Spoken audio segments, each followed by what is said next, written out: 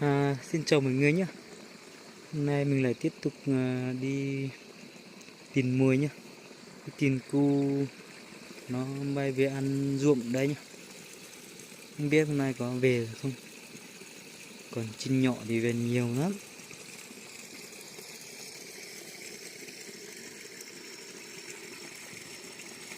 Những chủng huy gì nữa. Nó tua gua tua sông gua của mông quân. Con này tuồng gua đi chúng nó ble để chấm đen liền không. Nó xoay của muôn. Chắc nó bay về nó sẽ bay về chỗ cây trên.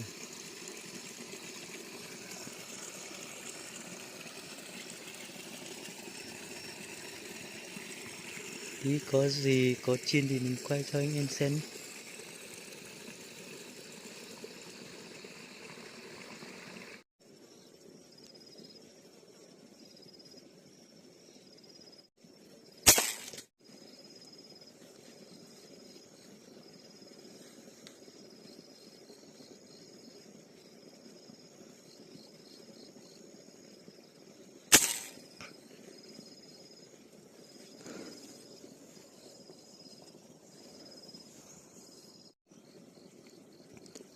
Dây lia rồi trồng không dư.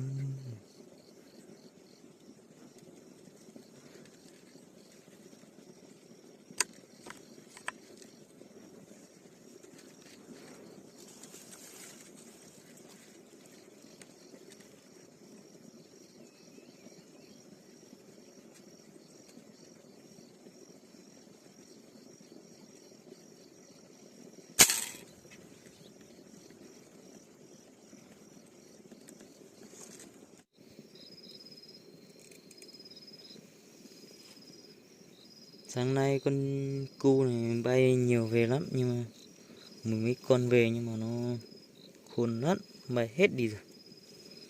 Bay bên ba phát được ba con này rồi. Chán lắm cu này. Đây, hôm qua mình vừa lát một cái dặm Arifort này. Các bạn nếu khẩu của các bạn không trộn thì nếu các bạn dùng bút dặn thanh bút neo thì các bạn thay đi nhé. Vì dặn thanh bút neo này nó không có khí, không có cái lỗ chia khí ở trong này ấy. Thì bán nó không đều mới. Còn Anifort này họ làm cái vách trong này nó có hai bên khí thoát ở đây, nó chia đều, nó ổn định hơn nhá. Cái chồng bây giờ nó tôi tung qua ta chỉ qua cụ thôi. Lò chúng cớ qua tiên rồi lia mà chỉ có hai ly chúng chập lờ thôi mà. Cụ thôi rồi, tôi ít phò những gì ta thêm. Chỉ lo chơi rồi. Để cú tiêu chơi khó nó to nè. Nó to ăn chơi chơi tỏ nó ta chỉ chờ kia nè. Mình tưởng nó sẽ bay về mấy cây nhỏ nhỏ trên đấy, mình làm cái tỉ ở đây đi, nhưng mà nó không về đây, nó toàn bay về xuống dưới này, cái trên đấy, xong nó bay thẳng vào ruộng luôn, nó ăn thôi. Mình đi thì nó thấy mình, nó bay hết đi rồi. Hắn trên nếu nó chơi tỏ no nữa, chơi tỏ no thì cú thiêu ôi khó chơi khó nó tất mà mình chỉ giờ đi nè, nư chơi chấp lần lo chơi đã cho súng đã no thì chơi gồ rồi chơi đồ cho liên rồi nè, chúng cứ đó xí mà tưởng gam một tôi chỉ ra tà chứ cụt tiền quá nè. Thì mình sẽ đi vào rừng thôi, vào rừng bên Chin cho các bạn xem thôi nhé. Cu này nó khôn lắm, một chỗ nùng đó này say nè. Đây con mình vừa bên nó bay về ở cây trên đấy, tu nhỏ con nó cứ tua cho sổ tu gì sống mò mê nó nè.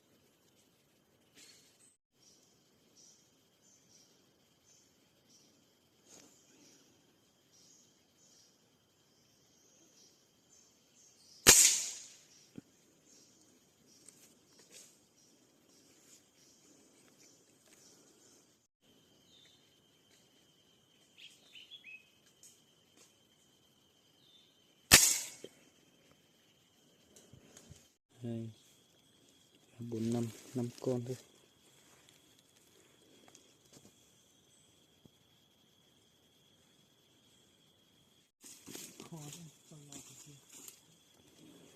Đấy.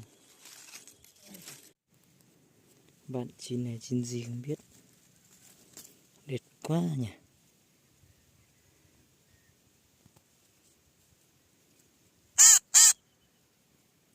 Quá đẹp. Bên 3 phát. Đây 3 con. Quỹ khuôn trụn. Nếu đối với thằng con đô này,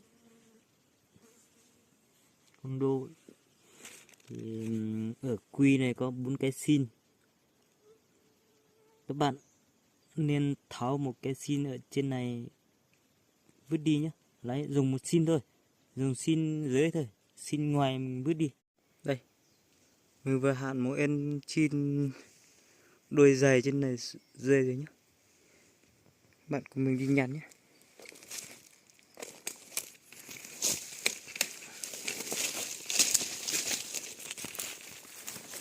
Đây.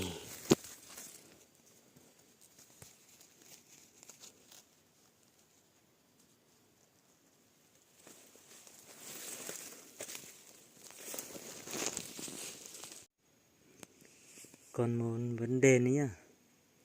Các bạn mới chơi ấy, hoặc bắt đầu chơi ấy, các bạn chơi kính gì cũng được, nhưng mà các bạn kính ấy, các bạn chỉnh 50 mét nó ăn vào đây. Đấy. Xong 70 mét 80 mét thì các bạn đừng ngắn vào đây rồi nhá, không trúng đâu. Nếu 70-80 mét thì các bạn phải nâng kính lên đầu này một tí thì nó mới xuống trúng đây. Đấy, tùy cành nữa, tùy quỷ nữa. Đấy. Còn các bạn bắn gần khoảng 5 mét hoặc 10 mét thì các bạn phải nâng tân kính. Nhớ tân kính ở đây các bạn phải nâng hết tân nó ở trên này nó mới trúng đấy nhá. Không dễ đâu, các bạn mới chơi thì các bạn không biết đường đặng là, nếu các bạn chỉnh đường đặng ăn theo dọc thì các bạn cứ bắn khoảng 5 mét, 10 mét, 15 mét, 20 mét trở đi đến 50 mét, 60 mét thì các bạn mới biết chơi. Không phải là các bạn cứ đi bên là cứ ngắn thẳng tân trúng đâu, gần cũng không trúng, xa quá cũng không trúng đâu. Đấy, các bạn phải lưu ý cái điều này.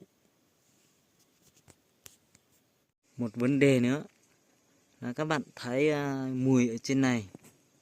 Đấy, ở đầu thoát này nó có hoa, có lá ở trên này. Các bạn đừng bên không trúng đâu, hơi nó sẽ đẩy cái lá này không bao giờ trúng nhá.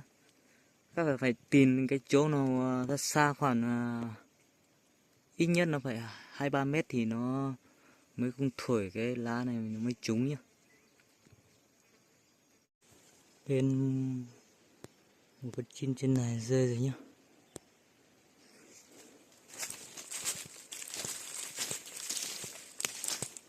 Đây.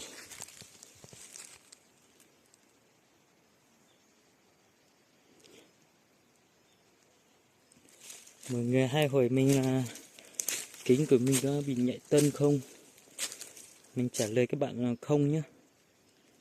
Kính thì ít khi nhạy lắm, trừ khi kính rẻ tiền 500-600 thôi. Còn triệu dưới đến 2 triệu trở lên là ít khi nhạy lắm các bạn.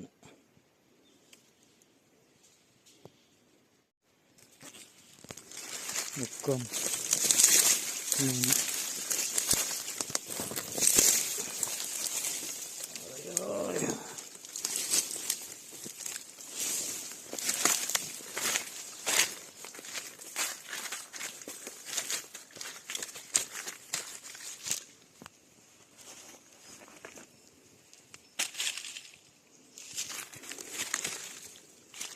Hết con.